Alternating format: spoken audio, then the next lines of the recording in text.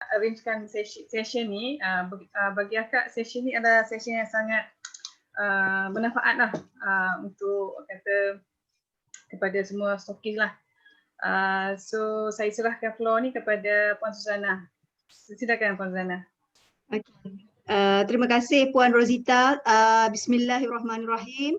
Assalamualaikum warahmatullahi wabarakatuh. Tuan-puan, usahawan yang bijak adalah usahawan yang dapat memastikan perniagaan mereka terus kekal beroperasi dan mencipta kegemilangan walaupun mereka telah meninggal dunia.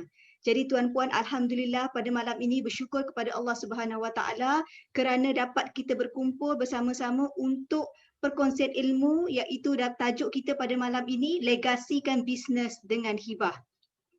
Jadi terlebih dahulu saya ingin mengucapkan terima kasih kepada Puan Rosita daripada AR Resources kerana mengaturkan pertemuan kita pada malam ini, mengambil inisiatif menganjurkan perkongsian ilmu ini. Dan saya juga mengucapkan selamat datang, mengalu-alukan kedatangan semua dipanggil stokis-stokis ke ataupun ejen-ejen?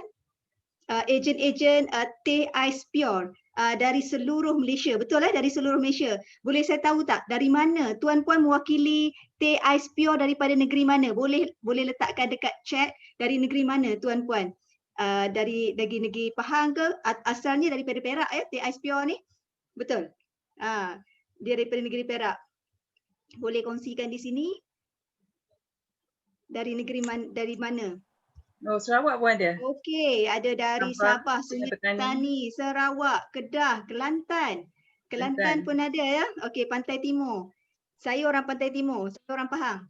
Okey, ada orang Pantai Timur wakil-wakil di sini. Okey, terima kasih tuan-puan semua. Okey, saya juga mengalu-alukan kehadiran Tuan Muhammad Amli dan juga Puan Nurzawati yang merupakan co-founder ataupun pencetus kepada teh ais pure yang sedap dan mungkin boleh berada di peringkat antarabangsa selepas ini. Dan saya difahamkan teh ais pure ni dah pun berada di Brunei, betul Brunei, di Indonesia dan juga di Filipina. Tahniah saya ucapkan kepada Tuan Amli dan Puan Nurzawati.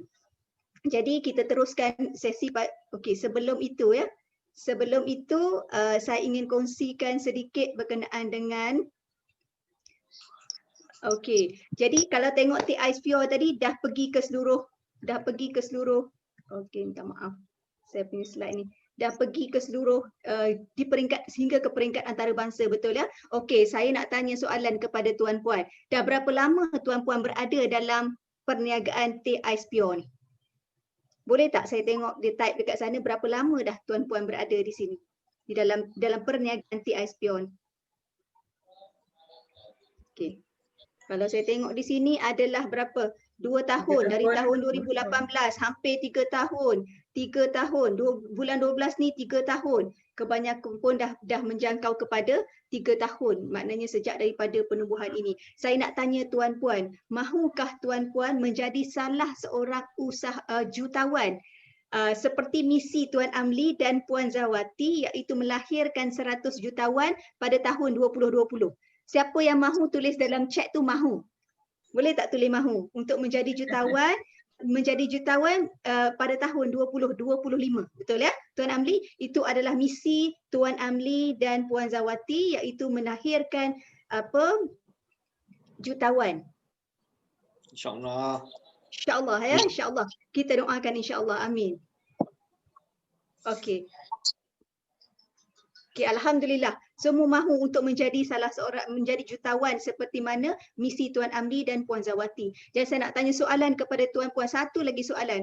Mahukah tuan-puan saya kongsikan bagaimana perniagaan tuan-puan boleh kekal beroperasi 20 tahun, 30 tahun, 40 tahun dan terus memberi manfaat kepada tuan atau puan sebagai pemilik syarikat tersebut dan kepada generasi tuan-puan dan kepada generasi, maknanya kepada ekonomi dan umat Islam. Nak tak saya tunjukkan caranya? Siapa nak tulis dalam tu? Nak. Saya akan kongsikan hari ini secara percuma. Okey, nak. Alright, terima kasih. Okey, kalau macam tu kita teruskan lagi. Sebelum kita mula perkongsian ni, kita berkenalan dulu ya. Kita berkenalan dulu. Jadi saya perkenalkan diri saya. Okey, saya perkenalkan diri saya.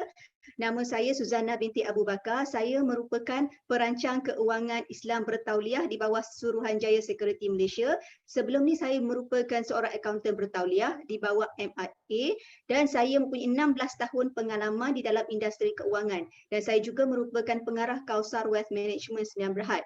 Kausar Wealth Management Sdn Bhd ni merupakan agensi corporate kepada Wasiah Shop Berhad. Kalau siapa yang pernah dengar nama Wasiah Shop Berhad? Siapa yang pernah dengar tulis saya pernah. Kalau siapa yang pernah dengar nama Wasiah Shop Berhad. Wasiah Shop Berhad ni ada yang pernah dengar? Saya nak tengok ada yang pernah dengar tak nama Wasiah Shop Berhad? Tak pernah. Pernah, Nur Fatin pernah dengar. Okey, nama Wasiah Shop Berhad. Wasiah Shop Berhad ini merupakan sebuah syarikat amanah. Sebuah syarikat amanah patuh syariah. Kalau amanah raya kenal? Siapa pernah dengar amanah raya? Pernah dengar amanah raya ya? Okey, amanah raya merupakan syarikat amanah. Syarikat amanah yang menguruskan pusaka orang Islam. Tapi Wasiah Shop merupakan syarikat amanah patuh syariah yang paling besar di Malaysia. Jadi kalau kita tengok di sini, apakah kalau kita tengok di sini merupakan syarikat patuh amanah. Okey, kalau berkenaan dengan diri saya secara aktifnya memberikan pendidikan kepada wanita-wanita melalui taklimat ataupun program kesedaran seperti inilah yang saya pernah buat. Tapi saya mengkhusus kepada wanita. Tapi bukan wanita pun boleh juga mendapatkan ilmu tentang pewarisan. Yang ini adalah bahagian di mana saya dijemput oleh TV3 dan juga Channel W bagaimana membicarakan berkenaan dengan pusaka wanita. Jadi itu sedikit sebanyak berkenaan dengan diri saya. Kalau tengok Kausar, saya mewakili Kausar Wealth Management. Syarikat saya adalah Kausar Wealth Management. Kausar Wealth Management ni ditubuhkan pada tahun 2014 di mana kita telah dilantik oleh Sultan Perak. Ramai orang Perak di sini kan. Saya telah dilantik oleh Kausar Wealth Management, dilantik oleh Sultan Perak sebagai rakan pelaksana untuk membantu rakyat Perak membuat perancangan pusaka dan juga hibah. Dan Kausar juga merupakan agensi terbaik Wasiah Shop Berhad selama 5 tahun berturut-turut dari tahun 2015 sehinggalah tahun 2019. Dan kami telah melahirkan 600 perunding pewarisan harta Islam. Setakat ini Kausar telah membantu merancang 4 bilion harta orang Islam secara tepat dan holistik bagi memastikan bila berlaku kematian, pusaka mereka dapat diuruskan dengan cepat, tepat dan menjimatkan. Jadi itu adalah misi Kausar. Jadi kita dah kenal saya siapa, dah tahu berkenaan dengan Kausar, kita berkenalan pula dengan Wasiah Shop Berhad, iaitu prinsipal kepada Kausar. Kausar merupakan agensi corporate ya. Kalau siapa yang pernah dengar tadi berkenaan Wasiah Shop Berhad, kenal tak dua figure ini? Iaitu siapa ni? Datuk Dr. Syekh Muzaffar Syukur dan juga Profesor Madya Datuk Dr. Haji Muhammad Izzahar Arif. Mereka merupakan duta kepada Wasiah Shop Berhad. Wasiah Shop Berhad ini merupakan syarikat amanah patuh syariah terbesar di Malaysia di mana dia membantu orang Islam menyediakan produk perancangan seperti wasiat, kalau biasa pernah dengar wasiat ya, wasiat, hibah, amanah dan juga menguruskan pusaka orang Islam bagi memastikan harta tadi dapat dimanfaatkan selepas kita meninggal dunia. Jadi itu adalah Wasiah Shop. Siapakah barisan lembaga pengarah Wasiah Shop Berhad? Ini adalah lembaga pengarah Wasiah Shop Berhad. Kalau tanya siapa berada di belakang Wasiah Shop, iaitu yang pertamanya Datuk Ahmad Karun Muzamil Muhammad Yusof. Yang ini ia merupakan dia adalah bekas, maknanya mantan kepada pengarah Metro Jaya sebelum ini. Kita ada Datuk Ahmad Tajuddin Abdul Rahman, merupakan bekas pengarah Bank Islam. Tuan Salihin Abang merupakan sebelum ini merupakan presiden kepada Persatuan Akaunten Malaysia. Datuk Zabir Bajuri sebelum ini berpengalaman dekat dalam perangsang, kumpulan perangsang. Ya, Sheikh Muhammad Imran adalah seorang lawyer. Encik Arifin Sabirin merupakan founder kepada Wasiah Shop. Dia adalah founder kepada Wasiah Shop Berhad. Kita ada Dr. Aimi Zulhazmi yang juga merupakan pakar ekonomi. So ini adalah lembaga pengarah Wasiah Shop Berhad. Dan kalau kita kata Wasiah Shop Berhad adalah syarikat amanah patuh syariah, siapakah panel-panel syariah dia? Panel syariah dia Datuk Seri Dr. Muhammad Yusof Cik Teh. Siapa yang pernah kenal Datuk Seri Dr. Muhammad Yusof Cik Teh? Dia adalah mantan Hakim Mahkamah Rayuan Syariah. Dia merupakan mantan apabila dia bersara, dia menyertai Wasiat Shop sebagai ketua panel syariah. Kita ada Prof Madia Dr. Nasrul Hisham daripada UTM, kita ada Dr. Zamro Muda daripada UKM, Tuan Haji Sulaiman Kadimi merupakan mantan pengarah pusaka Kecil Pahang selama 30 tahun, Dr. Nurliza merupakan pengkaji berkenaan dengan hibah daripada Universiti Kebangsaan, dan kita ada Dr. Nik Abdul Rahim iaitu pengkaji ekonomi. So ini adalah panel-panel syariah Wasiat Shop Berhad. Kalau kita tengok di sini, kita dah berkenalan dengan lembaga pengarah dia, panel syariah dia, kita lihat pula orang Perak. Ini orang Perak. Okey, dia merupakan, siapa kenal Datuk Dr. Afifi? Dr. Afifi ni merupakan satu-satunya rakyat Malaysia yang mengajar di University of Oxford UK dalam bidang pengajian Islam, dan dia merupakan top 500 most influential Muslim di dunia ini, in the world. Maksudnya dia merupakan penasihat kehormat Wasiat Shop Berhad. So tadi kita dah berkenalan dengan saya, dengan Kausar, dengan Wasiat Shop Berhad. Jadi sekarang ni kita pergi kepada agenda kita yang kita perlu tumpukan, iaitu perkongsian berkenaan dengan pewarisan had, bagaimana melegasikan perniagaan tuan-puan. Boleh ya? Okey. So kalau kita tengok di sini, okey, saya nak tanya tuan-puan, apakah minuman di sebelah teh ais pure? Starbucks, betul ya? So kalau saya nak tanya tuan-puan semua, apakah persamaan teh ais pure ni dengan kopi Starbucks ni? Boleh type dekat chat, apa persamaan dia?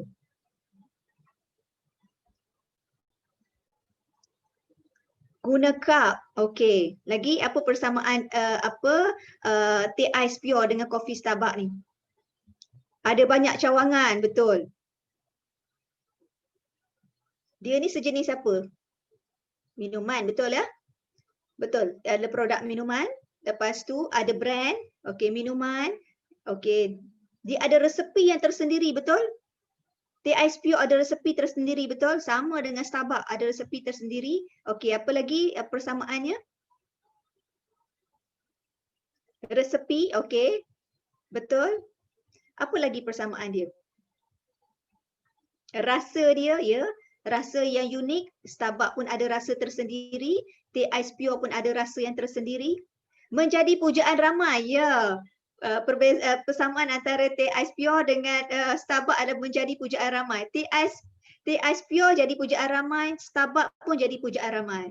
Okey, ada lagi? Okey. So apa yang saya boleh katakan di sini, maksudnya apa perbezaan antara teh ais pure dengan Starbucks tadi adalah insya-Allah boleh kekal berada di dalam pasaran seperti Starbucks. Bila Starbucks ada? Sejak bila Starbucks ada? Starbucks ada sejak tahun 1971. Maksudnya Starbucks ada 1971, persamaan insya-Allah di mana yang kita look forward sekarang ni supaya jenama dia sama dengan Starbucks ni. Teh ais pure ni sama dengan Starbucks, iaitu kekal, insya-Allah kekal berada dalam pasaran seperti Starbucks 49 tahun. Nak tak jenama teh ais pure ni kekal dalam pasaran 40 tahun, 50 tahun. Jadi itulah persamaan yang kita cari-cari. Nak maksudnya amin supaya jenama teh ais pure ni boleh kekal seperti Starbucks. Kalau kita tengok evolusi Starbucks, yang inilah evolusi Starbucks. Daripada 1971 sehingga 1987, 1992 sehinggalah 2011. Dan masih kekal dan berkembang di seluruh dunia. Itu yang kita harapkan teh ais pure juga berkembang ke seluruh dunia. Amin. Okey, so kalau kita sambung semula. Okey, siapa yang pernah tengok pokok ini? Banyan tree. Banyan tree. So banyan tree ni dia terletak di tebing Jimbao River, di tebing sungai Jimbao River di China, di mana dia ditanam semasa Sui Dynasty, di mana dia boleh cover 1000 square meter. Luas yang boleh cover, satu pokok saja. Nama dia banyan tree. Satu lagi pokok banyan tree ni tuan-puan, di mana? Satu lagi pokok banyan tree ada di Lahaina Mine. Lahaina, maksudnya satu park ni semua di-cover oleh satu saja. Nampak tak yang paling tengah-tengah sekali, dia punya induk dia tengah-tengah sekali. So dia ada batang, dia ada batang, dia ada batang, dia ada cabang, cabang, cabang, cabang, dan satu taman itu semua dipenuhi oleh satu pokok sahaja. Beginilah kita nak menggambarkan betapa besarnya, maksudnya coverage yang boleh dibuat melalui perniagaan tuan-puan. Dengan satu perniagaan tadi dia bercambah cawangan di Malaysia, di semenanjung Malaysia, di Sabah Sarawak, di Indonesia, di Thailand, di Filipina, di seluruh dunia. Inilah gambaran memberi manfaat kepada seluruh, maksudnya pengguna-pengguna dan ekonomi kita sendiri. Itulah gambaran bagaimana bermanfaatnya perniagaan teh IPO tadi, seperti lahain daripada seperti banyan tree tadi. Okey. Jadi kalau kita tengok dekat sini, pewarisan. Pewarisan adalah punca kekayaan. Betul tak statement ni? Pewarisan adalah punca kekayaan. Siapa yang pernah baca buku tulisan Dr. Muhammad Khalid, tajuknya adalah Antara Dua Darjat, ataupun dalam bahasa Inggerisnya Power of Equality, di mana dalam buku itu ada dituliskan kajian yang dilakukan di barat, dikatakan 52% sehingga 81% punca kekayaan adalah disebabkan oleh pewarisan atau pemindahan harta di antara generasi ke generasi. Maksudnya penting. 52% ke 81% punca kekayaan generasi kita bergantung kepada bagaimana kita mewariskan kepada mereka nanti. Jadi kalau kita tengok tuan-puan, merancang harta. Sebab topik kita hari ini merancang harta, kalau tengok dia bukan sahaja di dunia tapi kepada akhirat. Kalau tengok di dunia, siapa yang dapat manfaat daripada perancangan harta ni? Individu tersebut, maknanya pemilik harta tersebut, keluarga dan juga ummah. Dan di akhirat tadi sudah tentulah kita semua matlamat akhir kita adalah untuk memasuki syurga. Betul ya? Betul tak puan-puan? Betul. Okey, kalau kita tengok dekat sini, harta itu kalau kita sebagai orang Islam, harta itu merupakan amanah. Bila dia merupakan amanah, dia akan ditanya dari mana diperoleh harta tersebut dan ke mana harta tersebut diperolehinya. Tapi dalam konteks hari ini kita tengok dari segi usahawan, tuan-puan sebagai usahawan. Kalau kita tengok tuan-puan dari segi usahawan, maksudnya usahawan ni ada dua harta. Usahawan ada dua harta. Saya kan sebelum tu boleh tak kalau saya nak request untuk tuan-puan onkan video. Sebab senang saya boleh tengok muka tuan-puan dan tuan-puan boleh tengok saya. Kalau kita boleh onkan video, jadi lebih dekat rasanya. Saya tengok nama dekat sini ada Adib Zainal, ada Ridwan, ada Jeffrey, ada Hafizuddin, ada Atika, ada Nur Fatin, ada Awang Smart, ada Ain, ada Roziah, ada Ira, ada Amin, ada Ina Hadi. So saya mohon kalau boleh di-onkan video supaya kita boleh nampak antara satu sama lain dan kita boleh berinteraksi selepas ini sekiranya ada apa-apa soalan. Okey. Terima kasih Tuan Adib. Dia dah onkan. Keda dah onkan video. Ain dah onkan video. Dan siapa lagi ada onkan video? Adib Zainal dah onkan video. Puan Zawati pun dah onkan video. Terima kasih. Kushairi dah onkan video. Bit pun dah onkan video. Saya nampak di sini. Siapa lagi dah onkan video? Berhati-hati ya Tuan Kushairi memandu. Okey, jadi kalau kita tengok di sini usahawan dia ada dua harta, iaitu harta persendirian dan harta syarikat. Betul ya? Jadi kalau kita tengok harta persendirian tu, kalau kita tengok mungkin usahawan itu mengambil gaji. Jadi daripada gaji tu dia dapat duit dan daripada situ dia akan membeli harta-harta lain, iaitu seperti rumah, beli kereta, beli barang kemas dan beli keperluan-keperluan lain. Kalau syarikat pula, harta yang berbentuk syarikat tadi, dia ada dalam bentuk tunai, dia ada dalam bentuk bangunan dan dia juga adalah bentuk kenderaan. Inilah dua-dua harta yang dimiliki oleh usahawan. Boleh tuan-puan ya? Okey, kalau kita tengok apakah senario yang berlaku di kalangan orang Islam sekarang ni? Apakah senario yang berlaku dalam kalangan orang Islam sekarang ini adalah 66 bilion harta beku, 90% adalah orang Islam. 66 bilion harta beku. Berapa banyak harta beku? Cuba tulis kat chat situ. Berapa banyak harta beku tuan-puan? 66 bilion harta beku dan 90% adalah milik orang Islam, iaitu orang kita lah, orang Islam. Dan kalau kita tengok dari segi usahawan yang menjalankan perniagaan, yang ini adalah kajian yang dilakukan oleh SEDA, didapati 72% daripada usahawan-usahawan tidak membuat apa-apa perancangan berkenaan dengan pewarisan perniagaan mereka.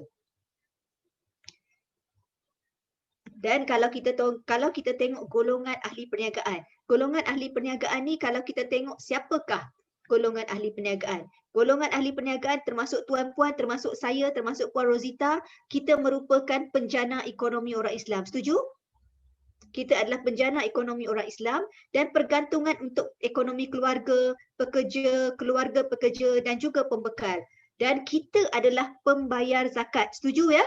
Kita adalah pembayar zakat dan membantu golongan-golongan asnaf dengan pendapatan yang kita dapat daripada perniagaan kita.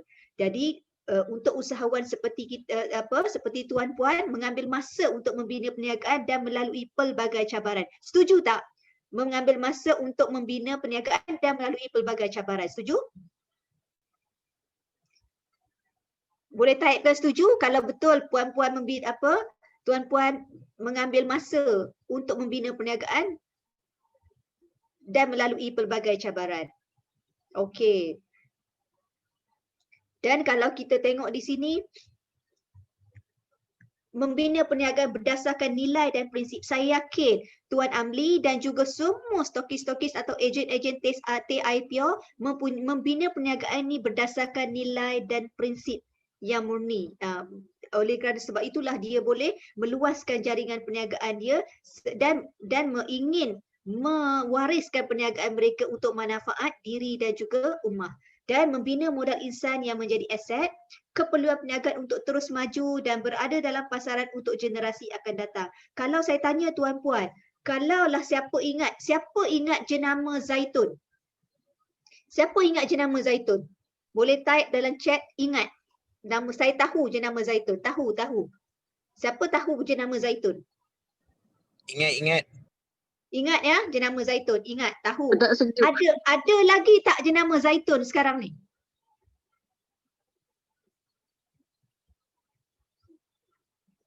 Tak ada.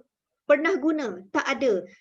Jenama Zaitun tu berguna tak untuk kita? Masa kecil-kecil sekolah rendah pakai bedak zaitun, sekolah menengah sekolah pakai bedak zaitun. Lagi apa lagi? Tu dia tulis sini. Pushairi tulis guna bedak zaitun. Kan? Jadi ada juga yang generasi baru Sarah kata tak pernah jumpa minyak rambut zaitun, betul?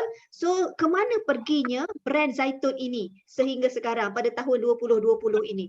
Kenapa saya tanyakan begitu? Kerana tanpa perancangan yang betul, tanpa perancangan yang tepat, jenama itu akan mati bersama-sama produk ataupun bersama-sama founder ataupun bersama owner syarikat tersebut. Jadi apa yang kita nak supaya tadi kita merancang, Tuan Amli merancang, Puan Rozawati merancang pada tahun 2025 melahirkan 100 usahawan, melahirkan 100 jutawan dan akan datang pergi pula ke seluruh dunia. Jadi kalau kita tengok di sini, tadi kita tengok apakah cabaran pula ahli perniagaan ni. Tadi kita tengok siapa ahli perniagaan, orang yang menyumbang kepada ekonomi, yang banyak membantu asnaf. Kalau kita tengok apa cabaran ahli perniagaan. Kalau saya katakan maknanya apa golongan ahli cabarannya sekiranya berlaku kematian tanpa membuat apa-apa perancangan. Ya inilah cabarannya di mana pentadbir yang tidak amanah dan kita akan pergi secara satu persatu selepas ini. Maknanya pentadbir tidak memindahkan saham kepada waris, proses mendapat surat kuasa yang memakan masa yang panjang, semua waris tidak ada pengetahuan tentang perniagaan, waris gagal muafakat, pencairan saham. So ini antara cabaran-cabaran yang berlaku yang kita akan lihat satu persatu bagaimana kita boleh mengatasi cabaran-cabaran tersebut sekarang. Jadi kalau kita tengok waris, apakah cabaran-cabaran saya sebutkan tadi ya? Ini salah satu cabaran. Kalau siapa pernah kenal Datuk Daud? Siapa pernah kenal Datuk Daud? Siapa ada orang Negeri Sembilan dekat sini? Dia kenal, dia tahu tak Royal Bintang, Hotel Royal Bintang di Negeri Sembilan. Dia dipunyai oleh Datuk Daud. Datuk Daud ini dulu dia ada 4 orang isteri, 20 anak. Ada yang pernah tahu ya? Okey. Okey, Dan Karim ya. Tuan Karim. Okey, dia orang Negeri Sembilan ya. So dekat Negeri Sembilan tahu kan? Maksudnya ada Royal Bintang. Royal Bintang, Hotel Royal Bintang itu adalah milik Datuk Daud. Milik Datuk Daud. Dia ada meninggalkan 4 orang isteri, 20 anak, bernilai 1 bilion harta dia. Banyak tak 1 bilion beserta dengan hotel-hotel. Jadi apa yang dia buat? Dia menggunakan perancangan yang kurang tepat. Ini cabaran yang berlaku ya. Dia menggunakan perancangan yang kurang tepat iaitu dia menggunakan kaedah wasiat. Bila dia gunakan kaedah wasiat, wasiat ini boleh dicabar. Apabila wasiat itu dicabar, hasrat dia tidak sampai. Sebenarnya dia ingin memberikan kepada anak tertentu untuk menerajui syarikat tersebut, tetapi apabila wasiat tersebut dicabar, jadi wasiat itu terbatal dan dibahagikan mengikut faraid di mana ramai waris-waris yang berebut-rebut masuk ke dalam syarikat tersebut, akhirnya syarikat tersebut terpaksa ditutup. Jadi ini adalah cabaran yang pertama di mana kes-kes yang berlaku sebelum ini. Jadi kalau kita tengok, ada juga kes yang kedua, cabaran yang kedua berlaku di kalangan ahli-ahli perniagaan. Yang kedua adalah sorok waris. Sorok waris di mana yang ini adalah harta pusaka Syed Kecik. Datuk Syed Kecik di mana ditakbirkan bersama isteri dan 3 anaknya. Jadi dia ada keluarga pertama, dia ada keluarga kedua. Jadi bila ada keluarga antara satu sama lain menafikan hak waris tersebut, jadi waris yang dinafikan hak tadi tak dapat haknya. Tetapi apabila mereka tahu dan mereka mendakwa, membuat pendakwaan semula, jadi perkara tersebut melambatkan proses tadi. Jadi ini sorok waris. Semua waris berhak. Yang ini kes nazar. Kenal kan? Nazar motor. Maknanya semua waris berhak. Jadi dia ada keluarga pertama, dia ada keluarga kedua, dia ada keluarga ketiga. Jadi semua waris daripada keluarga pertama, kedua dan ketiga berhak untuk mewarisi harta si mati tadi. Jadi kalau dia tak memberitahu, dia tak membuat perancangan, division ini siapa yang jaga, division ini siapa yang jaga, harta ini akan diwariskan kepada siapa, apakah benefit yang dapat kepada anak-anak yang tidak ada dalam perniagaan, jadi terpaksa akhirnya dipecah-pecahkan division tersebut, makin lama makin kurang dari segi penyatuan syarikat tersebut. Jadi yang ini didakwa menipu. Didakwa menipu ini dia melibatkan company setiausaha syarikat. Sebab Puan Rosita pun terlibat juga dalam setiausaha syarikat dengan perakaunan, di mana dia memindahkan saham secara tidak sah. Apabila memindahkan saham secara tidak sah, bila berlaku kematian, contoh dah berlaku kematian, dia melakukan pindahan saham selepas berlaku kematian dengan meniru tanda tangan si mati. Jadi apabila berlaku ini, maksudnya dengan setiausaha syarikat juga akan terbabit, maknanya akan apabila didapati bersalah juga akan dikenakan hukuman. Jadi ini adalah di antara cabaran-cabaran yang berlaku kepada usahawan sekiranya tidak membuat perancangan ataupun membuat perancangan yang tidak tepat. Yang pertama tadi menggunakan instrumen wasiat. Yang kedua tadi dia menyorokkan waris kerana ada banyak waris, ada 2 keluarga. Yang ketiga tadi dia tidak memberikan secara spesifik kepada siapa dan semua waris daripada 3 keluarga berhak untuk masuk ke syarikat tersebut. Jadi berlaku perebutan.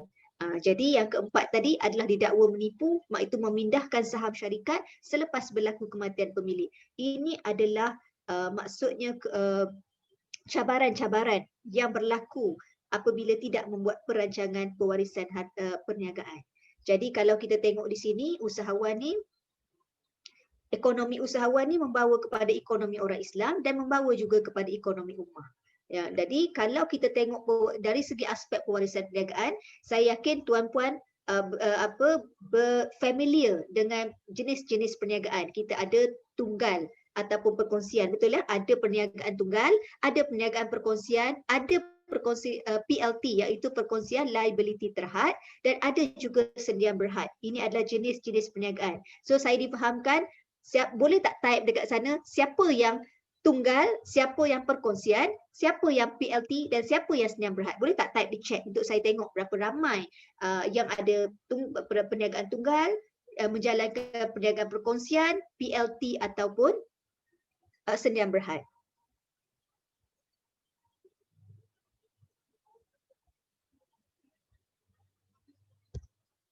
Okey, saya tengok dekat sini Sdn Bhd, Adib, Muhammad Amri Sdn Bhd, Hafizuddin Sdn Bhd, Azrina tunggal, Kushairi Sdn Bhd, Sarah Akilah tunggal. Okey, so ini antara jenis-jenis perniagaan yang perniagaan tuan-puan. So mari kita tengok bagaimana perancangan yang boleh dibuat untuk tunggal, perkongsian liability terhad dan Sdn Bhd.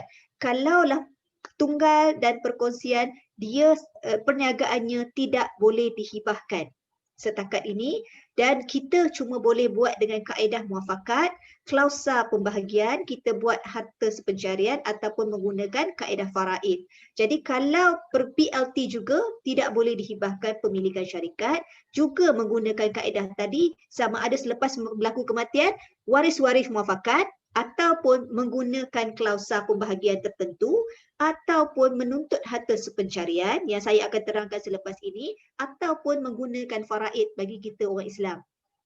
Kalau Sdn Bhd, pemilikan syarikat tersebut boleh dihibahkan.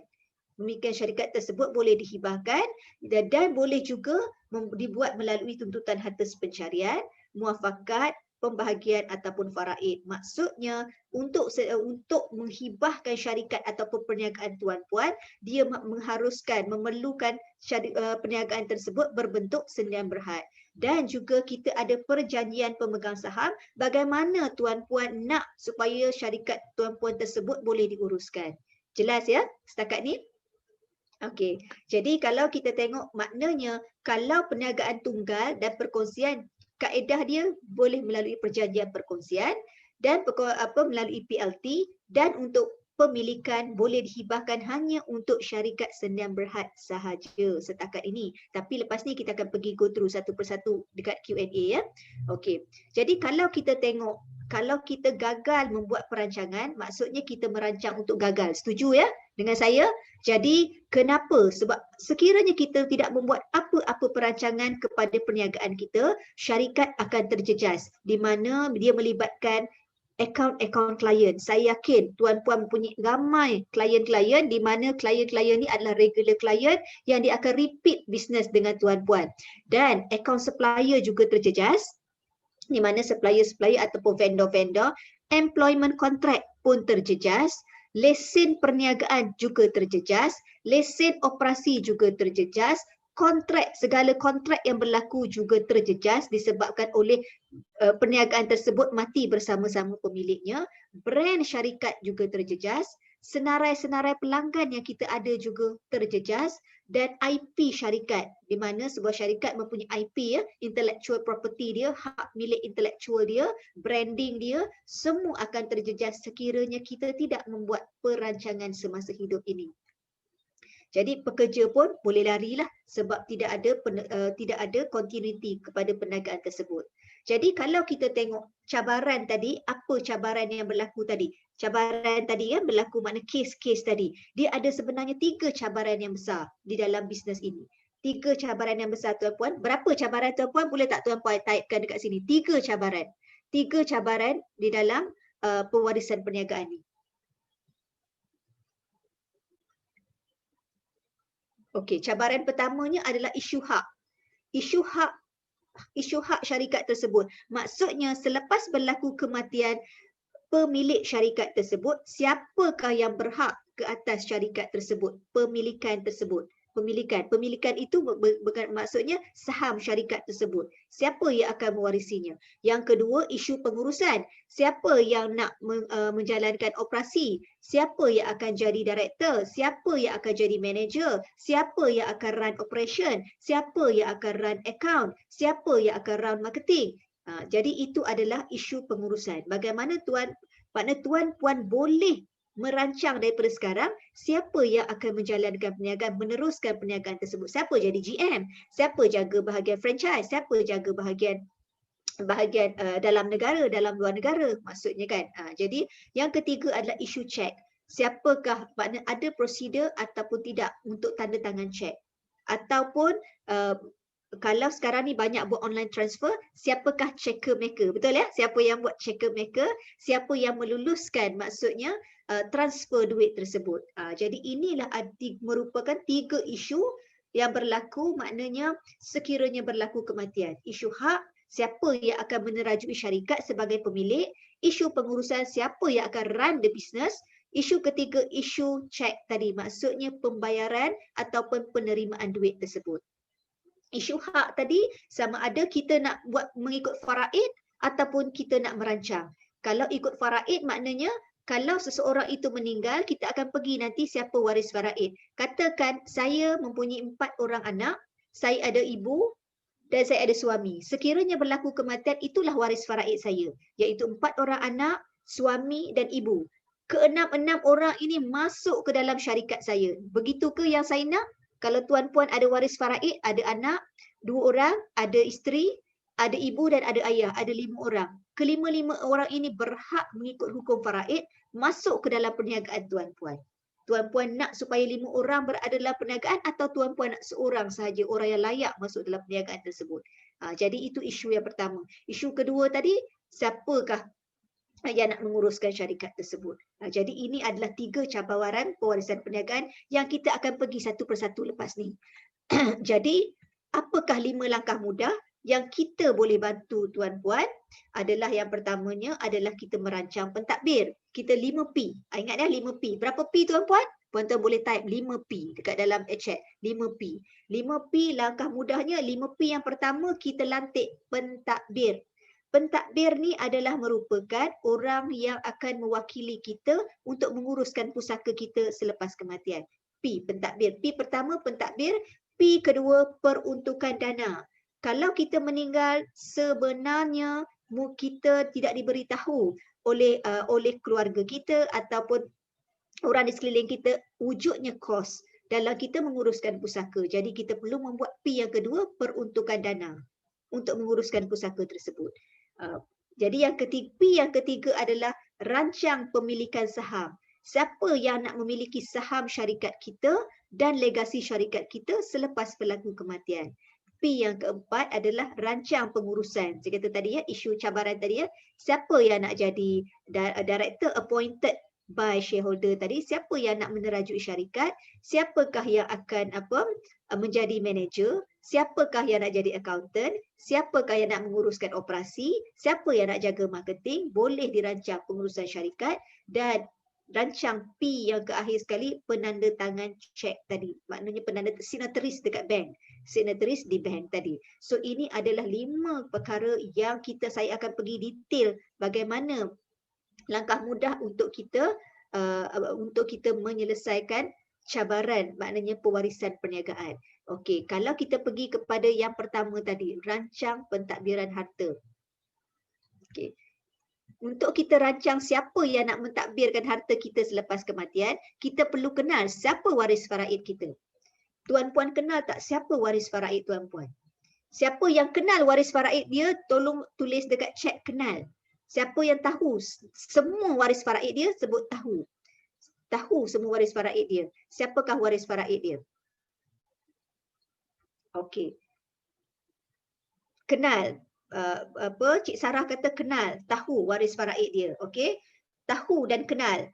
Tuan Amli pun tahu dan kenal waris faraid. Okey. Siapakah waris faraid? Waris faraid ni adalah maksudnya okey, boleh waris faraid. Siapakah waris faraid dia? Kalau seseorang itu dia merupakan kalau ke atas dan ke bawah, ke kiri dan ke kanan. Waris faraid ni. Okey, maksudnya kalau seseorang itu lelaki meninggal dunia, dia faraid ni adalah pertalian keluarga dan pertalian perkahwinan dan pertalian darah. Pertalian darah maksudnya ayah kita, ibu kita. Itu waris faraid ya. Pertalian darah ibu dan ayah. Maksudnya bila berlaku kematian, yang akan dapat mewarisi pusaka kita adalah ibu dan ayah. Kalau ayah tak ada, ayah kepada ayah, iaitu datuk kita. Ataupun ibu kepada ibu. Ataupun ayah kepada ibu. Kan? Jadi maksud dia akan naik ke atas. Jadi, dan pertalian darah juga adalah anak dan cucu. Ada anak, ada cucu. Dan pertalian darah juga adik-beradik. Dia ada adik-beradik kandung, dia ada adik-beradik seibu, dia ada adik-beradik sebapa. Lepas tu, faraid juga, waris faraid juga melalui perkahwinan. Selagi mana dia merupakan pasangan, perkahwinan, isteri, suami saling mewarisi harta pusaka. Kalau bekas isteri dan bekas suami tidak mewarisi harta pusaka, bukan merupakan waris faraid. Jadi itulah waris faraid. Kalau kita tengok dekat sini, anak lelaki, kalau di sini yang ini adalah dia ada anak lelaki, dia ada bapa, dia ada isteri, dia anak perempuan, ada ibu. Jadi di sini adalah waris-waris faraid. Bayangkan ini adalah shares tuan-puan. Share maknanya saham syarikat tuan-puan. InsyaAllah kita aminkan saham tuan-puan 3 juta. Suatu hari nanti saham 3 juta. Bagaimana saham syarikat 3 juta ini diwarisi oleh waris-waris tuan-puan? Okey, anak lelaki dapat 1 juta, bapa tuan-puan dapat 500,000, isteri dapat 375,000, anak perempuan dapat 541,000, ibu dapat 500,000. Inilah kelima-lima orang ini akan masuk ke dalam syarikat dan memegang saham mengikut portion ini. Maknanya inilah saham-saham yang dipegang oleh ini. Adakah tuan-puan inginkan begini? So maksudnya kalau puan-puan ingin dia diuruskan oleh 5 orang ini, maknanya beginilah dia akan diuruskan. Tapi sekiranya tuan-puan kata saya ada orang lain, saya ingin anak lelaki saya sahaja yang mewarisi saham syarikat saya, tetapi saya ingin semua orang, bapa saya, isteri saya, anak perempuan dan ibu mendapat manfaat daripada perniagaan tersebut. Boleh tak? Boleh. Kita ada caranya bagaimana. Okey. Okey, itu yang apa? Itu adalah waris faraid. Kena kenal siapa waris faraid. Kalau kita tengok harta ya, tuan-puan, masa hidup harta ni, harta suami lah kita bagi contoh ya. Boleh ya? Okey. So kalau kita tengok harta ni, kalau harta tu duit berupa RM50, 1/1 milik suami, betul ya? Kalau suami. Okey, kalaulah trigger event berlaku kematian. Kalau berlaku kematian semalam. Berlaku kematian, bagaimana duit RM50 ini diagihkan? RM50 ini seperti dipotong-potong tuan-puan ya. Seperti dipotong-potong, di mana ayah dapat 12/72, ibu dapat di mana ni 1/6, ayah 1/6, ibu 1/6, kita samakan pembawahnya ya. Ayah 1/6, ibu 1/6, anak lelaki 2 bahagian, anak perempuan 1 bahagian, isteri 1/8. Jadi sebaik saja berlaku kematian, ini adalah bahagian-bahagian yang diterima oleh waris-waris faraid. Ini kalau duit, boleh potonglah, boleh pecah-pecah duit tu, tukar duit kecil. Kalau rumah, puan-puan, bayangkan rumah tu kita potong, isteri dapat 9/72. Bahagian mana tu puan-puan agaknya? Bahagian dapur, betul ya? Okey, contoh bahagian dapur. Jadi itu adalah kita dah dipotong-potongkan hak masing-masing. Jadi kalau kita tengok ini rumah. Kalau kita tengok kereta pula. Kereta tu dah dipotong-potong. Masa hidup ini kereta suami. Bila dah meninggal, harta ini jadi milik bersama-sama. Kereta tu tengok isteri, dapat bonet je. Dapat bonet je isteri dapat. Jadi maksudnya ini adalah hak milik seseorang itu selepas berlaku kematian. Kalau kita tengok syarikat pula, ini syarikat tuan-puan ya. Kalau syarikat tuan-puan dipotong-potong, ini seolah-olah saham syarikat tuan-puan tadi. 3 juta tadi dipotong-potong begini. Jadi milik ayah, milik ibu, milik anak lelaki, milik anak perempuan, milik isteri. Mereka ini berhak masuk ke dalam company dan menguruskan company bersama-sama. Jadi inilah maksudnya supaya kita kenal siapakah waris faraid kita, adakah kita nak orang ini berada dalam syarikat kita, dan kalau sekiranya kita tidak mahu mereka berada dalam syarikat, tapi mereka menikmati manfaat syarikat tersebut, kita dibenarkan dalam Islam untuk membuat perancangan. Jadi itulah saya ingin saya kongsikan pada tuan-puan hari ini. Jadi itu maknanya waris faraid. Jelas ya? Maknanya bila berlaku kematian, inilah waris faraid kita, harta. Okey, yang kita perlu tahu adalah peruntukan dana tadi kan? Rancang peruntukan dana. Jadi bila rancang peruntukan dana ni maksudnya kalaulah siapa yang pernah menguruskan pusaka, arwah keluarga, ahli keluarga dia. Boleh saya tengok siapa yang pernah menguruskan pusaka?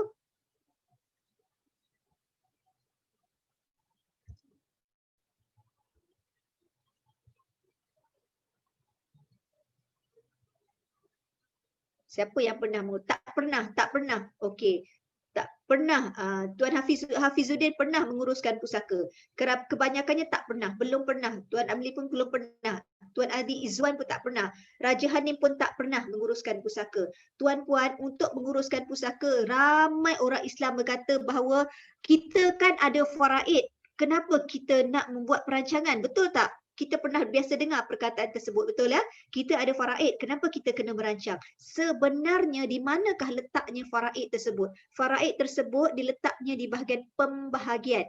Jadi sebelum difaraidkan harta tersebut, kita perlu dapatkan dua proses lagi. Yang pertama, kita dipanggil perolehan kuasa, pentadbiran, barulah dibahagikan. Contohnya sekarang ni, kalau kita kumpulkan harta tuan-puan, dengan rumah, dengan tanah, dengan kereta, dengan duit, dengan syarikat tadi ya, dengan saham syarikat tadi, kita kumpul-kumpul, hartanya kurang daripada 2 juta. Waris tuan-puan perlu pergi ke pusaka kecil untuk mendapatkan surat kuasa. Kalaulah dikumpul-kumpulkan lebih 2 juta. Maksud tadi share saja 3 juta. Maksudnya maknanya perlu mendapatkan kuasa tadi daripada mahkamah tinggi. Jadi siapa yang nak pergi tadi? Kalau kita tak melantik pentadbir tadi, kita menghadapi kesukaran, siapa yang nak pergi? Kan untuk pergi menguruskan pusaka kita di tempat-tempat tertentu. Jadi selepas mendapatkan surat kuasa tadi, macam mana nak dapatkan surat kuasa? Bagi yang pernah tadi, siapa yang pernah tadi? Betul tak? Maknanya kalau pergi di pejabat pusaka kecil, dia perlu melalui proses-proses tertentu. Proses seperti dia memfailkan permohonan, dia kena pergi bicara, dapat surat kuasa, dia dapat surat kuasa, dia perlu daftarkan, dia perlu lepas daftarkan, barulah proses tu tadi boleh ditukar nama tadi. Jadi dalam keadaan macam ini, maknanya waris-waris tadi ada yang tahu, ada yang tak tahu, betul? Tahukah mereka perlu pergi ke pusaka kecil? Kan, kalaulah kita sebagai pemilik harta tak tahu, memang maksudnya waris-waris kita tidak akan tahu berapa banyak harta kita, di mana proses nak dibuat. Jadi ini adalah proses perolehan kuasa. Okey, dah dapat surat kuasa tadi, barulah kita takbirkan harta tersebut. Apa maksud takbirkan harta tersebut? Contohnya kereta kan, kereta kita perlu pergi ke JPJ untuk kita tukarkan nama daripada nama si mati kepada nama pentadbir. Okey, kalau saham syarikat macam mana? Kalau saham syarikat, kita perlu pergi jumpa dengan setiausaha syarikat. Kita pergi jumpa setiausaha syarikat, lepas tu setiausaha syarikat akan filekan permohonan di SSM. Betul ya? Di SSM tukarkan nama dalam borang super form 14 kita daripada nama si mati kepada nama pentadbir. Itu saham syarikat kita. Jadi itu maksudnya pentadbiran. Yang last sekali baru dibahagikan. Baru dibahagikan. Jadi bila nak dibahagikan tadi, bagaimana cara nak membahagi? Ada tak si mati membuat apa-apa perancangan? Kalau tak ada buat apa-apa perancangan, maksudnya meninggal tanpa merancang, dia ada dua pilihan. Tuan-puan, kalau meninggal tanpa merancang ada dua pilihan. Pilihan pertama, kita muafakat. Muafakat. Contohnya kita panggil semua waris-waris faraid kita dikumpulkan, ada tadi isteri, ada ibu, ada ayah. Mana isteri kita bagi tahu dekat mak mertua, ayah mertua dia dengan anak-anak dia, okey sekarang ni boleh tak kita muafakat? Nak muafakat macam mana? Nak muafakat contohnya kita bagi sama rata. Nak muafakat contohnya saya minta lah mak lepaskan hak untuk saya jaga syarikat ni. Itu contohnya muafakat. Dan daripada statistik yang dibuat, kajian yang dibuat oleh Universiti Malaysia Kelantan, tadi saya tengok ada orang Kelantan kan, orang Pasir Putih tadi kan. Jadi dari kajian daripada Universiti Malaysia Kelantan, daripada 100 orang yang kita lihat, cuma 11 orang sahaja bermuafakat. Selebihnya tidak bermuafakat. Setuju melepaskan hak mereka lah. Setuju melepaskan hak mereka. Jadi muafakat dan setuju melepaskan hak mereka 11 orang daripada 100 orang.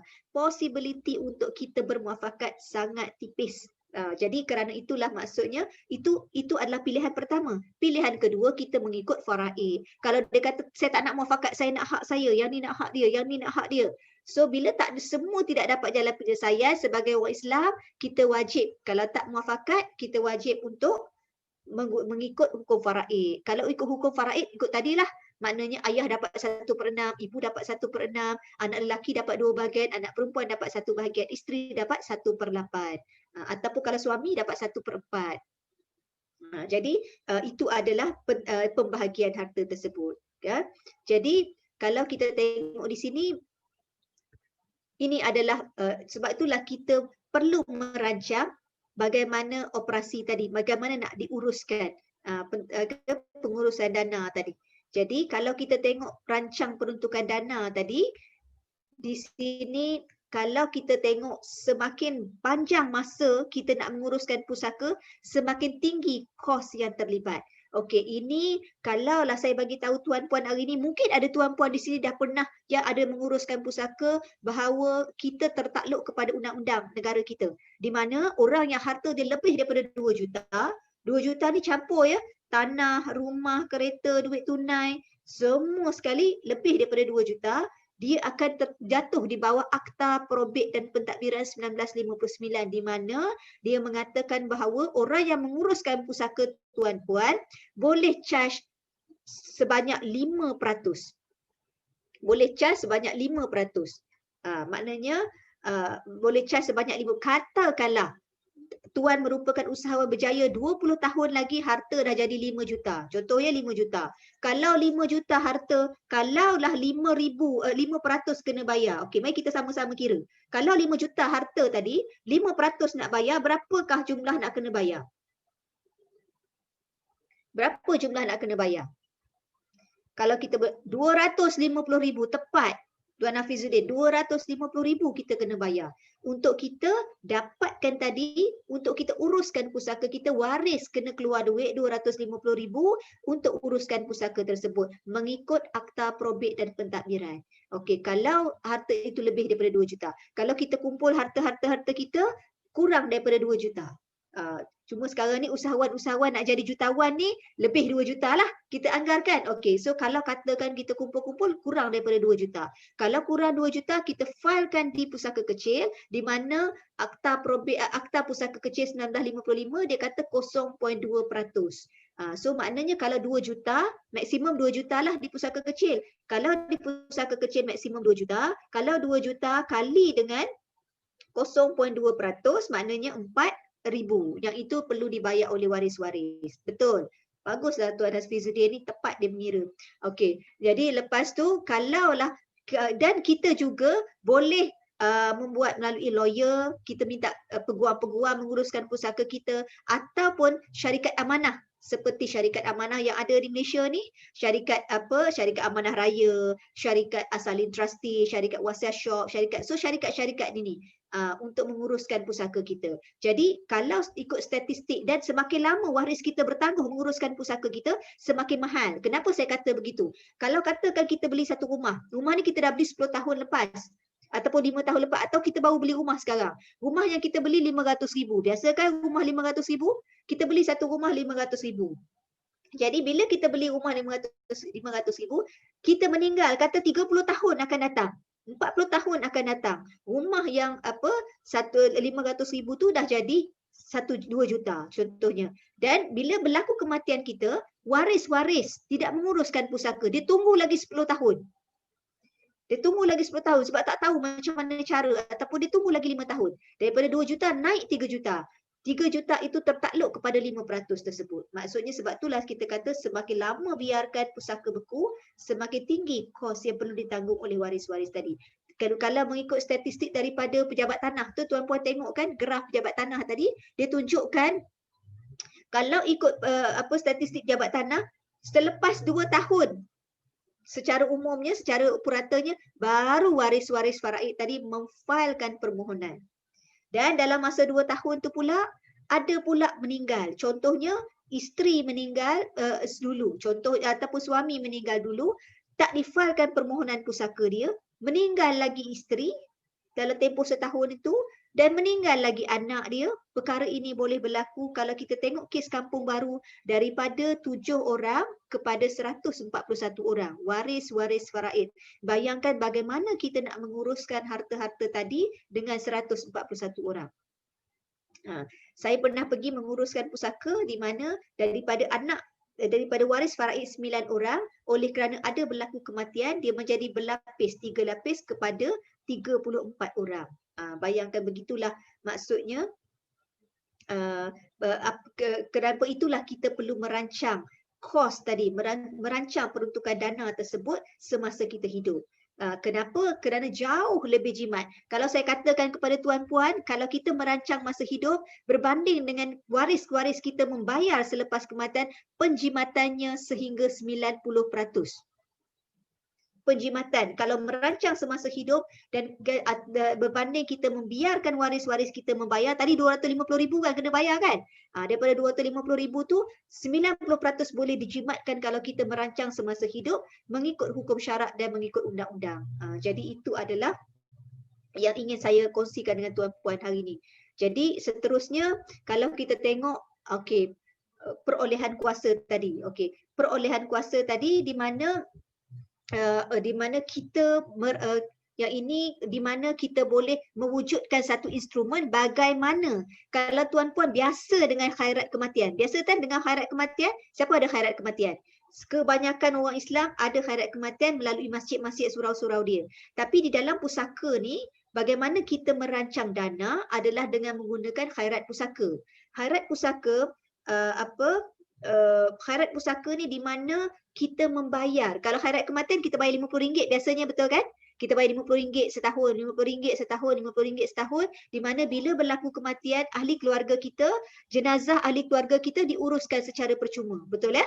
Khairat kematian. So bagaimana khairat pusaka dibuat? Khairat pusaka dibuat di mana bila kita bayar serendah RM50 sebulan, ya, selama 15 tahun, bila berlaku kematian pusaka kita diuruskan secara percuma. So ini maksud perancangan dana tadi. Boleh ya?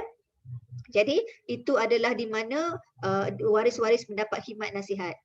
Okey, jadi rancang pemilikan dan legasi saham syarikat tadi. Ini rancang yang P yang keberapa ni? P yang keempat, betul ya? P yang keempat, maksudnya P yang ketiga. Rancang pemilikan dan legasi saham syarikat. Macam mana kita nak merancang legasi ataupun pemilikan saham syarikat? Kita nak semua waris dapat manfaat, betul? Tapi kita nak seorang ataupun dua orang daripada waris kita menerajui syarikat. Contoh, kalau katakan kita ada 4 orang anak, kita nak anak kita seorang saja yang masuk dalam bisnes ni kerana dia memang berada dalam bisnes, kita boleh merancangnya daripada sekarang, tetapi apabila anak yang pertama tadi mendapat hasil, dia bahagikan kepada waris-waris faraid yang lain. Okey, itulah sebenarnya bagaimana kita merancang pemilikan. Kita menggunakan instrumen hibah. Apakah dimaksudkan dengan hibah? Siapa yang biasa dengan perkataan hibah ni? Hibah ni merupakan, kalau kita tengok definisi dia, pemberian harta secara sukarela kepada siapa sahaja yang dia kendaki atas dasar kasih sayang tanpa mengharapkan balasan. Maksudnya dia kena buat masa hidup.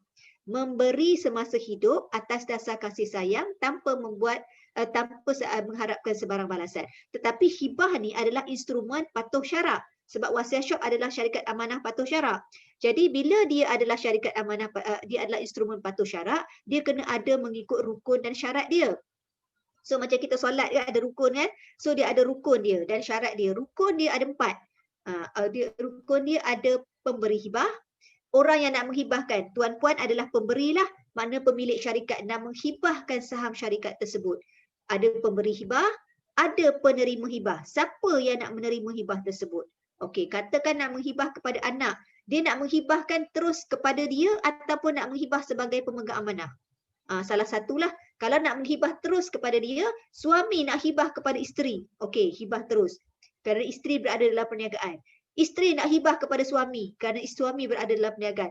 Ataupun nak hibah kepada pemegang amanah. Saya nak hibahkan kepada anak saya, anak sulung saya, tetapi saya ikat dia dengan surat ikatan amanah mengatakan bahawa dia perlu beri manfaat syarikat ini kepada yang lain.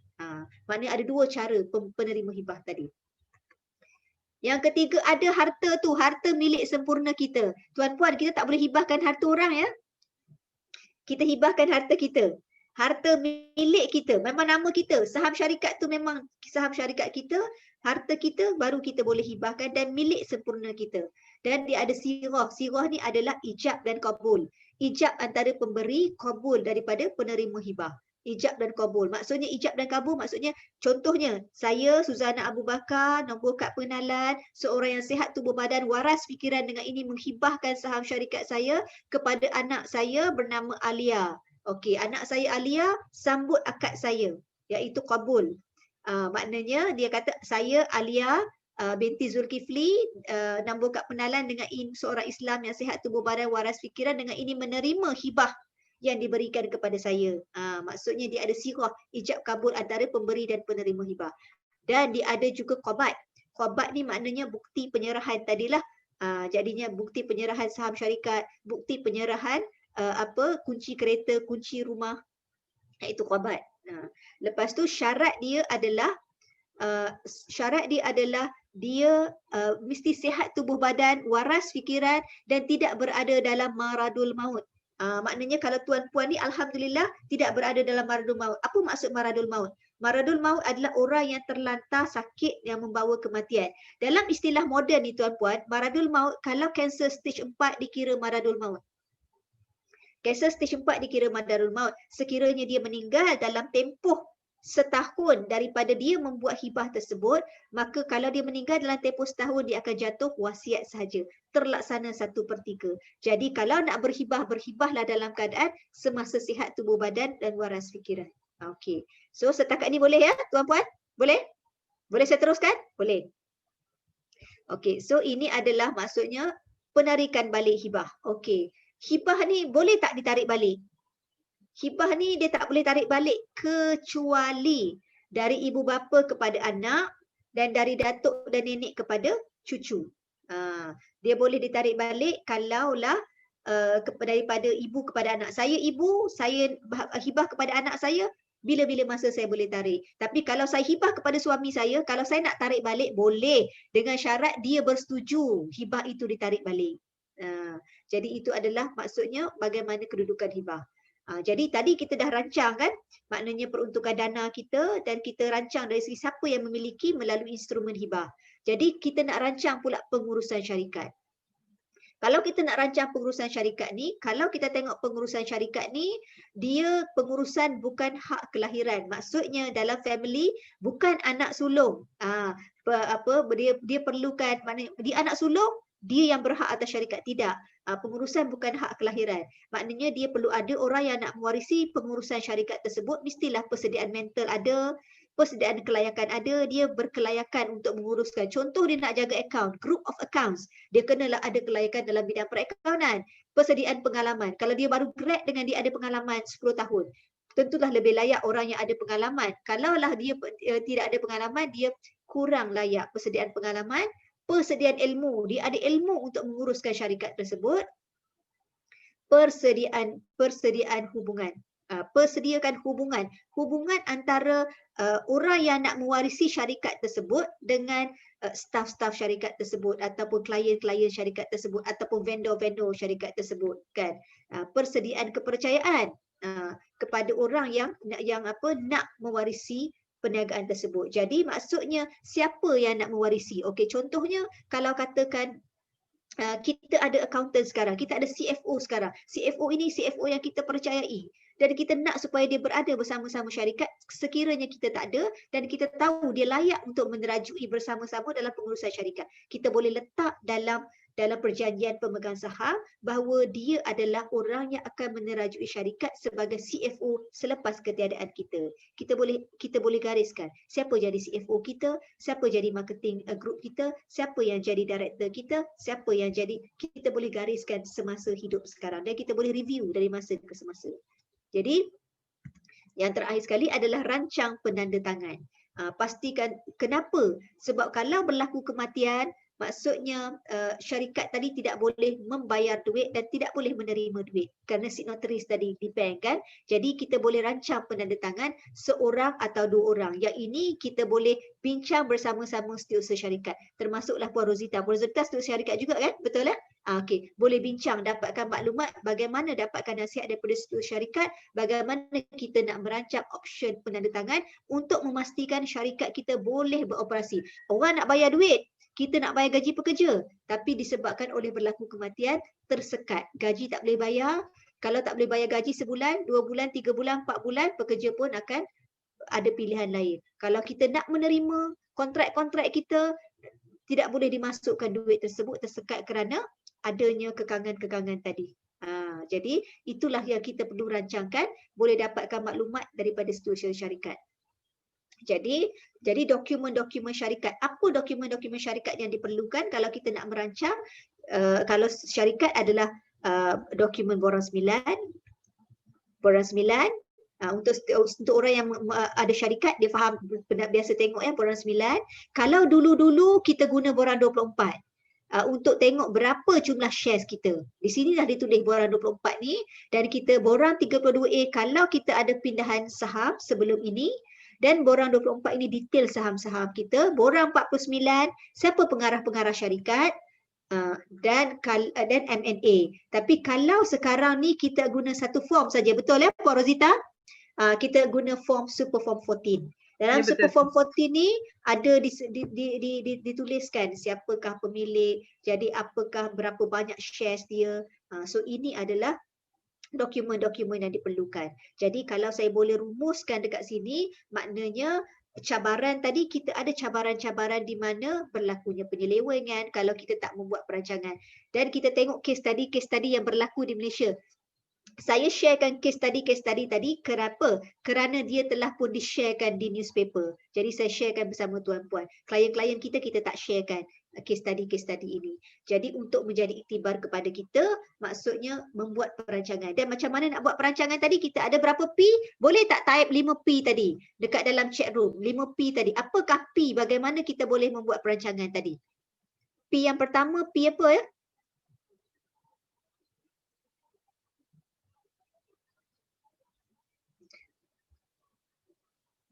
P yang pertama, P apa?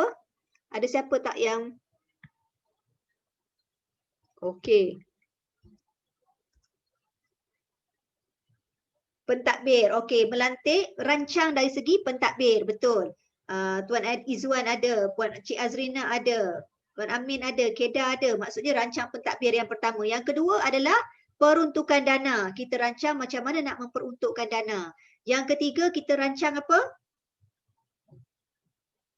Rancang pemilikan saham. P yang ketiga, rancang siapa yang akan mewarisi saham tersebut. Yang keempat, apakah kita rancang dari segi bagaimana pengurusan syarikat tersebut. Betul? P yang keempat adalah bagaimana pengurusan syarikat tersebut. Yang kelima, P yang kelima adalah apa yang kita perlu rancang. Penandatangan cek ataupun signatoris untuk syarikat kita. So inilah 5 perkara yang kita boleh bantu bagaimana supaya teh ais pure tadi boleh pergi sejauh Starbucks tadi. Starbucks tadi pergi dari seluruh dunia maksudnya, dan dipelbagaikan produk-produknya. Dan saya pun menggambarkan maksudnya visi Tuan Amri tadi dan Puan Norzawati tadi untuk bukan sahaja ada jutawan-jutawan pada tahun 2025, tetapi bisnes ini kekal memberi manfaat kepada masyarakat sehinggalah kepada tahun 20 tahun, 30 tahun, 40 tahun, 50 tahun akan datang. Jadi itu adalah hasrat saya. Kalau ini saya buka, okey, kita dah nak menghampiri pukul 10 malam, saya bukakan kepada soal jawab. Tuan-puan sekiranya ada soalan.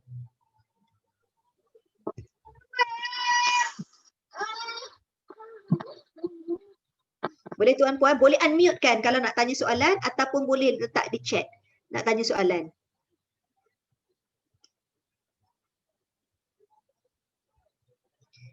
Tuan-puan boleh unmute kan sekiranya ada apa-apa soalan berkenaan dengan pusaka, berkenaan dengan apa pengurusan, berkenaan dengan hibah.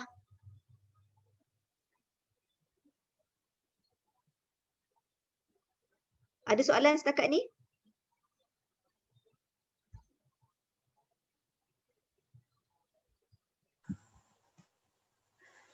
Okey, so apa yang saya boleh berikan, kita di kawasan wealth management, apa yang kita boleh beri, kita memberikan sijil, mock-up sijil faraid secara percuma. Okey, siapa nak mock-up sijil faraid secara percuma, tulis saya nak. Jadi staf saya Nizam akan ambil nama-nama tersebut, dia akan hubungi tuan-puan, kita berikan mock-up sijil faraid secara percuma untuk tuan, puan dan pasangan tuan-puan. Ataupun kalau nak buat untuk ibu ayah pun boleh, kita boleh bagi mock-up sijil faraid secara percuma.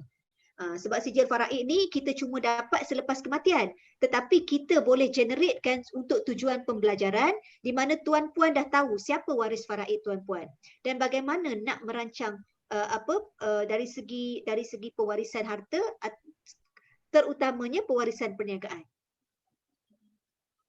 Okey.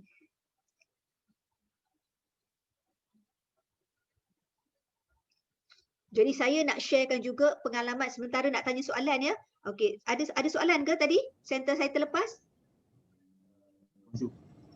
Okey, Atikah tadi sebelum tu. Atikah ya. Ha, Okey. soalan berkenaan dengan tanah mak dia. Tanah mak macam mana saya nak tengok. Okey, Atikah tadi. Okey, Ibu boleh kalau Mak. Cik Atikah boleh, kalau Cik Atikah boleh apa? Unmute dan tanyakan soalan tersebut. Saya tak boleh nak cari, dah terlalu jauh. Boleh Cik Atikah? Okey. Assalamualaikum. Waalaikumsalam. Saya nak tanya je, macam mak saya kan dia banyak tanah. Jadi macam mana tu kalau yang terbaik lah plan untuk dia rancang dia punya tanah tu? Rancang dia punya tanah. Berapa umur mak? 70. 70. Okey. Untuk orang apakah perancangan yang terbaik? Saya cadangkan dia di Malaysia ni, kita orang Islam kena lalu 2 bidang kuasa. Kalau untuk orang bukan Islam dia perlu bidang kuasa civil sahaja. Kalau orang Islam seperti kita dia kena lalu civil, dia kena lalu syariah. Jadi macam mak Cik Atikah tadi, maksudnya untuk civil tadi kita perlu mendapatkan surat kuasa. Ingat tak kita punya 3 tahap tadi? Dapatkan surat kuasa, perolehan kuasa, takbir, baru bahagi. Betul ya? Jadi dia ada kos di situ. Yang tadilah kos tadi 5%. Jadi maknanya mak puan Cik Atikah tadi perlu memperuntukkan dana untuk mendapatkan surat kuasa tadi. Untuk surat kuasa tadi dan bagaimana hasrat mak Cik Atikah nak membahagikan tanah tersebut. Adakah dia nak mengikut faraid ataupun dia nak bagi tanah tertentu kepada anak tertentu. Kalau dia nak mengikut faraid, maksudnya dia terus ikut faraid. Tapi sekiranya dia ada hasrat, tanah A bagi pada anak ni, tanah B bagi pada anak kedua, tanah C bagi pada anak ketiga. Contoh, kalaulah dia ada hasrat-hasrat begitu, dia perlu membuat hibah. Kenapa? Sebab katakan dia ada 4 keping tanah. Contohnya ya, Cik Atikah, kalau dia ada berapa keping tanah? Ada 5 ke 6? Okey, 5 atau 6. Kata 6 keping tanah. Anak ada berapa orang? 11. Berapa? Ada 11. Ada 11 orang. Maknanya ada 6 keping tanah, ada 11 orang. Bagaimana dia nak membahagikan tanah tersebut? Mungkin tanah pertama dibahagi kepada 4 orang anak. Tanah kedua dibagi kepada 3 orang anak. Tanah ketiga nak bagi pada 5 orang anak tapi yang berbeza daripada pertama tadi. Jadi beliau maksudnya boleh membuat, Ibu Cik Atikah boleh membuat hibah di mana memberikan harta tersebut spesifik kepada orang tertentu. Kenapa? Kerana apabila berlaku kematian tanpa membuat apa-apa perancangan, setiap tanah tadi, tanah 1, tanah 2, tanah 3, tanah 4, tanah 5, tanah 6, ada 11 nama, 11 nama, 11 nama, 11 nama, 11 nama. Maksudnya, jadi kalaulah dia ada hasrat tanah tertentu kepada anak tertentu, dia boleh dibenarkan semasa hidup untuk membuat dokumen, untuk membuat hibah. Di mana tadilah kita sediakan dokumen, di mana ada pemberinya Ibu Cik Atikah, ada penerimanya anak-anak tadi, ada harta iaitu tanah di atas nama dia di dalam gerannya dan dia ada ijab dan kabul antara anak dan mak tadi. Di mana berakadlah antara ibu dan ayah, ibu dan mak tadi. Jadi bagaimana pelaksanaannya? Okey, bagaimana pelaksanaannya? Okey, sekarang kita buat dokumen. Dah sah ya? Dokumen kita dah buat akad. So dokumen tu kita ambil, kita bindingkan dia, kita bagi satu salinan pada mak Cik Atikah, satu salinan company simpan. Apabila berlaku kematian, barulah company akan ambil tadi, bawa kepada 2 bidang kuasa tadi, betul? Bawa kepada civil untuk dapatkan surat kuasa, betul? Ingat tak tadi kita ada tiga stage tadi, 3 fasa tadi. Fasa pertama dapatkan surat kuasa, wasiat syab akan bantu untuk dapat surat kuasa. Selepas itu ditakbirkan tanah tersebut, makna bawa pergi pejabat tanah. Lepas tu yang ketiga, membahagikan tanah tersebut. Bagaimana nak bahagi? Melalui dokumen hibah. So dokumen hibah tadi perlu dibawa ke mahkamah syariah untuk sahkan. Okey, hakim kata sah. Dokumen hibah ni sah mengikut hukum syarak. Ambil, barulah dibawa ke pejabat tanah, dibagi tahu tanah ini dihibahkan. Dah disah hibahnya. Okey, barulah didaftarkan atas nama anak-anak yang 11 orang tadi. Begitulah proses dia. Jadi begitu juga dengan saham syarikat juga. Kalau saham syarikat dia merupakan salah satu harta tadi kan, Yang pertama, bila berlaku kematian ahli perniagaan tadi, di mana dia merupakan salah satu harta. Harta ni ada dua jenis ya tuan-puan, ada harta alih dan harta tak alih. Harta tak alih adalah rumah dan tanah. Tak beralih kan, duduk kat tanah kan, rumah dan tanah. Jadi harta tak alih, rumah dan tanah. Selain daripada rumah dan tanah, semuanya harta alih. Contohnya kereta harta alih, syarikat harta alih. Walaupun syarikat itu dalam bentuk bangunan, tetapi syarikat kalau mengikut undang-undang, dia diwakili oleh saham syarikat. Saham syarikat itu merupakan harta alih. Jadi harta tak alih dan harta alih. Jadi maksudnya bila kita campurkan harta alih dan harta tak alih, kita dapatkan surat kuasa tadi, barulah harta tadi boleh ditakbir dan dibahagikan. So bagaimana kalau orang itu memiliki syarikat senyam berhad? Okey, kalau dia mendapat syarikat senyam berhad, bila berlaku kematian ahli perniagaan yang memiliki syarikat senyam berhad, waris-waris dia ataupun kalau dalam kes ini wasiat syok, dikumpulkan semua harta-harta alih dan tak alih atas nama dia. Dia tengok pula contoh harta tadi dihantar ke Jabatan Penilaian, dia tengok berapa nilainya. Bawah 2 juta ke atas 2 juta? Okey, atas 2 juta. Sebab semuanya insya-Allah menjadi jutawan. So atas 2 juta. Bila atas 2 juta dibawa ke Mahkamah Sivil. Dibawa ke sana kan. Jadi bila dah bawa ke Mahkamah Sivil, difailkan permohonan, keluarlah surat kuasa. Jadi harta alih tadi iaitu saham syarikat tadi barulah boleh pentadbir tadi. Orang yang dilantik pentadbir bawa pergi kepada setiausaha syarikat. Katakanlah suami melantik isteri menjadi pentadbir. Bila berlaku kematian suami yang merupakan pemilik syarikat tadi, isteri tadi berhubung dengan wasiat syok, maksudnya untuk mendapatkan surat kuasa. Bila surat kuasa dah dapat, pergi jumpa dengan setiausaha syarikat, bagi tahu saya merupakan pentadbir yang dilantik oleh mahkamah. Okey, setiausaha syarikat ambil nama pentadbir tadi, masukkan dalam borang SSM, launchkan ke SSM, inilah nama pentadbir baru syarikat. Ataupun kalau kita buat hibah, inilah nama penerima hibah syarikat. Jadi penerima hibah tadilah yang menerajui syarikat tersebut. Sama ada dia memiliki syarikat tersebut ataupun dia jadi pemegang amanah. Kalau pemegang amanah, contoh saya ya, saya melantik suami saya sebagai, saya menghibahkan kepada suami saya. Tapi saya ikat dengan surat ikatan amanah mengatakan sekiranya suami saya dapat semua hasil-hasil perniagaan, dia perlu bagi kepada waris faraid saya, iaitu ibu saya dan anak-anak saya. Contohnya begitu. Jadi kalau ikutkan kes tadi, saya ada satu kes di mana seorang pemilik syarikat senyam berhad, dia meninggal dunia tanpa membuat apa-apa perancangan. Syarikat ini sebuah syarikat yang sangat bagus di mana ada ramai investor-investor nak membeli syarikat tersebut. Tetapi urusan jual beli syarikat tidak boleh dibuat kerana tidak mendapat surat kuasa lagi dan tidak dimasukkan nama pentadbir baru yang masih hidup. Jadi itu adalah kesukaran-kesukaran yang berlaku di mana orang nak beli syarikat kerana masa tu nak masuk ke dalam syarikat tersebut, nak membeli saham syarikat si mati, tapi tidak boleh dilaksanakan kerana tidak ada orang yang mentadbirkan syarikat tersebut. Jadi merupakan satu kerugian lah, dan pekerja-pekerja pun boleh berlari meninggalkan syarikat. So setakat ini ada apa-apa soalan daripada tuan-puan berkenaan dengan hibah ataupun hibah saham syarikat? Kalau tuan-puan tanya saya, kalaulah tidak, apakah risiko tidak melantik pentadbir? Saya tak lantik pentadbir. Sekarang masa saya hidup, saya tidak ada melantik siapa-siapa pun menjadi wakil saya untuk menguruskan pusaka saya selepas saya meninggal. Okey, apa risiko dia tidak melantik pentadbir? Tadi kita kata sediakan pentadbir, betul kan? So kalau katakan kita tidak menyediakan pentadbir, okey, reverse daripada bertentangan dengan pentadbir tadi. Patut sediakan pentadbir, kita tak sediakan pentadbir. Kita meninggal dalam keadaan tiada pentadbir. Okey.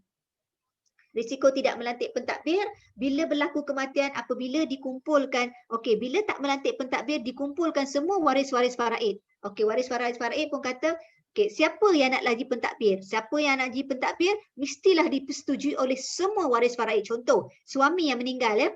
Minta maaf ya, saya bagi contoh suami je meninggal malam ni. Okey, suami meninggal. Semoga panjang umur ya tuan-tuan. Okey, so bila saya contoh bila berlaku kematian suami yang merupakan pemilik syarikat tersebut. Jadi waris faraid dia, isteri dia, ibu dia, ayah dia, anak lelaki dan anak perempuan dia. Kalau dia tak ada anak lelaki, dia ada anak perempuan saja, dia tak ada ayah, adik-beradik dia juga waris faraid dia. Okey? Jadi bila berlaku kematian, maksudnya katakanlah ibu, ayah, isteri dan anak berkumpul. Siapa yang nak menjadi pentadbir? Kalau isteri kata, biar sayalah jadi pentadbir. Menguruskan pusaka, tiba-tiba contohnya kalaulah ada di kalangan waris faraid adalah adik-beradik kan. Kenapa pula isteri nak jadi pentadbir? Dia kan adik saya, biar saya jadi pentadbir, kata abang. Lepas tu kakak pula kata, kenapa pula? Saya rapat dengan dia, biar saya jadi pentadbir. Stage pertama adalah memastikan siapa jadi pentadbir dah bergaduh sesama sendiri, siapa nak jadi pentadbir. Okay. Tiada muafakat. Dan banyak kes di mana tidak dapat berjaya menjadi pentadbir. Kenapa? Kalau orang pertama volunteer jadi pentadbir, orang kedua bangkang. Orang kedua volunteer jadi pentadbir, orang ketiga bangkang. Okey, maksudnya stage pertama kerana dia melibatkan emosi. Dia melibatkan emosi ya. Jadi kalau kita tengok nak melantik pentadbir dalam kes di mana harta lebih 2 juta, InsyaAllah saya doakan semua lebih 2 juta. Kalau dalam kes harta lebih 2 juta, kalau tidak melantik pentadbir, perlu ada dapatkan 2 orang garantor ada harta sama banyak dengan si mati. Contoh, si mati meninggal, bisnes dia, kereta dia, tanah dia, rumah dia, kumpul-kumpul 3 million. So kalau 3 million ni, dia tak melantik pentadbir masa hidup. Jadi bila berlaku kematian, mahkamah kata perlu mengemukakan 2 orang garantor yang ada harta sama banyak dengan si mati. Maksudnya waris kena carilah 3 juta, 3 juta. Tuan-puan agak-agak senang ke susah? Susah, sangat susah. Nak suruh orang menjadi pentadbir untuk menjadi penjamin untuk sekolah anak ke, menjadi penjamin scholarship anak pun kita susah nak dapat betul. Lagi-lagilah kena kita mencari garantor untuk kita mencari orang yang ada harta sama banyak dengan si mati sebagai garantor. Kenapa dia nak cari harta sama dengan si mati? Saya nak tanya tuan-puan, kenapa? Kerana harta itu akan dipindahkan kepada nama pentadbir. Kenapa itulah orang berebut-rebut nak menjadi pentadbir harta kita lepas kita meninggal dunia? Kerana apa? Kerana harta itu akan diberi kuasa penuh kepada pentadbir. Pentadbir boleh jual harta tersebut, boleh bayarkan hutang, boleh ambil duit tersebut untuk gunakan. Maksudnya pentadbir punya kuasa penuh kepada harta tersebut. Dan sekiranya pentadbir itu orang yang tidak jujur, bagaimanakah nasib waris-waris yang kita tinggalkan? Jadi itulah sebab tu bila kita diberi kuasa melantik pentadbir, bila kita diberi kuasa melantik pentadbir semasa hidup yang dinamakan wasi. Masa hidup kita panggil wasi. Masa meninggal dipanggil pentadbir, orang yang sama. Kalau kita beri kuasa melantik wasi, lantiklah semasa hidup. Kenapa? Supaya tidak ada pertikaian siapa yang nak mentadbirkan harta kita selepas berlaku kematian. Itulah pentingnya menyediakan pentadbir tadi. Yang kedua, menyediakan dana. Betul tadi menyediakan dana kan? Kenapa kena menyediakan dana? Kerana kos tadi tinggi kan? 250,000, mampu tak waris kita menyediakan 250,000 untuk membayar, untuk menguruskan pusaka? Ramai orang yang saya jumpa, dia ada rumah. Dia nakkan, kalau dia nak menguruskan untuk dapatkan hak ke atas rumah keluarga dia, mak ayah dia, dia perlu membayar. Jadi bila perlu membayar, dia kata lebih baik saya tak perlu membayar, saya pun dah ada rumah. Jadi akibatnya pusaka kita terus beku sehingga kini dilaporkan 70 bilion pusaka kita dah beku. Termasuklah saham syarikat. Ada banyak syarikat-syarikat yang terpaksa tutup dan maksudnya tidak boleh diteruskan apabila berlaku kematian pemiliknya. Jadi inilah yang saya dapat kongsikan. Sementara tu ada soalan ke? Saya tak tengok dekat chat. Ada soalan ke setakat ni? Atikah kata susah pentadbir baru dapat kuasa penuh. Boleh ke lebih daripada seorang wasi? Okey, Cik Azrina tanya ya, boleh tak lebih daripada seorang wasi? Boleh. Kita boleh melantik lebih daripada seorang wasi. Kita boleh lantik wasi pertama, kita boleh lantik wasi kedua. Kalau dalam kes kita bila membuat apa khairat pusaka tadi, kita boleh melantik wasi pertama, boleh melantik wasi kedua dan boleh juga melantik wasiat syok sebagai wasi tadi. Ada pilihan. Kalau di kalangan ahli keluarga boleh.